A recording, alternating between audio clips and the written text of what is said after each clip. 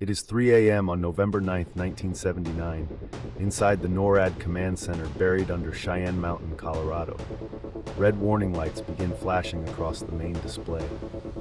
The senior duty officer stares at the screen.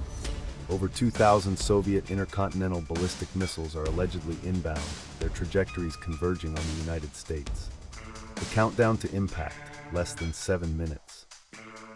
According to declassified transcripts, the officer reportedly said, "My God, this is it." In that moment, the entire U.S. nuclear arsenal, B-52 bombers, Minuteman silos, submarine crews, had begun readying for retaliation. The only thing preventing the launch sequence was a single human checkpoint, the commander's direct order to strike. But none of the incoming missiles were real.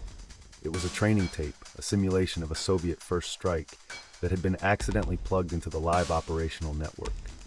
The world had just entered the 6 most dangerous minutes of the Cold War. Cheyenne Mountain was the nerve center of North American air defense. Carved into granite 2/3 of a mile deep, it was designed to survive a direct nuclear hit. Inside, teams of technicians and officers monitored radar feeds, satellite data, and early warning systems around the clock. Their mission: detect any incoming attack and ensure the president could authorize retaliation before the missiles struck. By 1979, the system had logged dozens of false alarms, faulty computer chips, weather balloons mistaken for warheads, even a flock of geese. But each time, human judgment prevented escalation. The reliability of the equipment was taken for granted. Operators were trained to trust the machines. The training tape in question was a routine exercise, a scripted scenario of a Soviet attack used to drill response times. Its format was identical to live data tapes, the only difference being a single indicator light on the loading console. That light was reportedly out of order that night. The warning signs had been building for years. 3 months earlier, a similar false alarm occurred when a technician inadvertently loaded a test tape into the live system. But that error was caught before reaching the highest levels. No formal investigation was conducted. Instead, the incident was quietly logged and forgotten. According to a later GEO report, the NORAD computer network lacked basic safeguards. No checksum verification between training and operational data, no physical key lock on the tape drive, no requirement for a second authorization before loading tapes. The system that was supposed to detect Soviet deception had no defense against its own mistakes. On the night of November 9th, the duty technician was reportedly fatigued after a double shift. When he reached for the training tape, kept in the same drawer as the live ones, he inserted it into the wrong drive. The machine accepted it without question. A single burned-out indicator light, the one that would have flashed training, went unseen. The decision that made disaster inevitable was not a single dramatic choice, but a cascade of assumptions. The training tape had been designed for an exercise the previous week. Its scenario mirrored a worst-case Soviet first strike, with hundreds of launch detections timed to overwhelm defenses. When the data streamed into the live system, the computers cross-referenced it against known threat patterns and concluded it was genuine. The system automatically alerted the duty officer. He, in turn, was expected to verify through secondary channels: radar confirmation, satellite data, intelligence reports. But those secondary systems also received the tape's false data. Within 90 seconds, the National Military Command Center in the Pentagon was notified. According to accounts, the officer had a checklist to follow, but the speed of the incoming attack left no room for deliberation. He picked up the phone to the president's military aide. The decision to recommend launch was now on his shoulders, and he had no way to know it was all a simulation. What physically happened was both simple and terrifying. The training tape contained a pre-recorded sequence of Soviet missile launch notifications, mimicking the electronic signatures of real ICBMs lifting off from silos in the Soviet Union. These signals were fed directly into the NORAD computer system via a cable that should have been disconnected. The system processed the data as live sensor feeds, correlating them with expected launch points and trajectories. Within 2 minutes, the command display showed over 2,000 inbound warheads approaching the United States. The system automatically escalated to DEFCON 2, one step short of nuclear war. B-52 crews began scrambling, and air raid sirens sounded at some bases. At Strategic Air Command headquarters, the duty controller reportedly prepared to launch the airborne command post. The only reason Armageddon did not occur is that the officer in Cheyenne Mountain, despite the overwhelming evidence, hesitated. He called the Pentagon to ask for confirmation. The call bought time. If this story is new to you, subscribe. There are dozens more the world tried to forget. The full horror became clear only when the tape was stopped.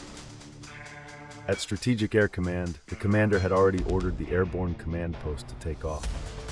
Over the Pacific, EC-135 airborne command aircraft, the Looking Glass, began receiving launch codes. It is alleged that at least one B-52 pilot was instructed to move toward fail-safe points, positions from which a final go order would send them to Soviet targets. In Moscow, Soviet radar operators saw the scramble and alerted their leadership. According to later Soviet accounts, they put their own forces on high alert, preparing for a potential American first strike. For about 6 minutes, the world was in a state of mutual alarm that, in any other context, might have triggered the very war it feared. The realization that it was all a mistake did not come from any automated failsafe. It came from a single human being who remembered loading a tape. The command center fell silent as the red icons began to fade. But the damage was done. The trust in the system was shattered. There were no radiation victims, no liquidators, but the human cost was measured in trauma and terror. The operator who loaded the tape reportedly suffered a breakdown and was reassigned. The duty officer who nearly recommended a strike asked for immediate transfer. According to declassified psychological evaluations, several NORAD personnel required counseling after the event.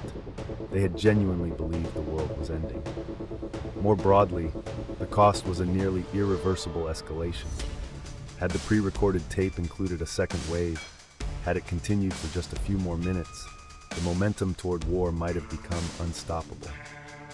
The event also exposed the psychological vulnerability of those entrusted with nuclear launch authority. Operators trained to trust machines had no framework for doubting them. The false alarm of November 1979 left invisible scars, a loss of faith in the warning systems, a creeping awareness that the entire edifice of nuclear deterrence rested on fallible humans. No one died that night, but the margin was razor thin. The cover-up began almost immediately. A formal investigation was conducted by the U.S. Air Force, but its findings were classified for decades. When a summary was eventually released, it blamed the incident entirely on a single technician, the man who inserted the tape, citing operator error. It is believed that no one above the technician faced any disciplinary action.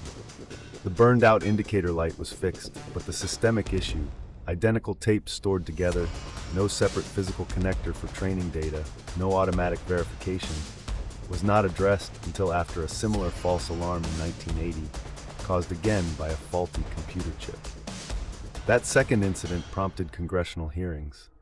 According to a 1981 report by the House Armed Services Committee, the military had knowingly downplayed the 1979 event, describing it as a minor training exercise to the press. Only in the late 1990s did declassified documents reveal the full scope of the danger. The real reckoning never came. The architects of the system were not punished. Instead, the narrative was sanitized. A fluke error, a bad tape, a tired man. The legacy of the 1979 NORAD false alarm is a profound, sobering reminder of how close civilization came to self-destruction due to a single procedural failure. It led to specific reforms, the installation of distinct hardware connectors for training tapes, mandatory second-person verification, and the creation of a red team to test system security. Yet the deeper problem, the reliance on fallible humans and fallible machines, remains. Every nuclear command system since has faced similar close calls, from the 1983 Soviet false alarm to the 1995 Norwegian rocket incident. The 1979 tape incident is not an anomaly, it is the rule. The true lesson is that nuclear deterrence is only as safe as the least reliable component in the chain. As long as humans operate the systems, the potential for catastrophic error will persist. The world must never forget the 6 minutes that nearly ended everything. If you want to understand how close we still stand to that edge, subscribe to Nuclear Disasters.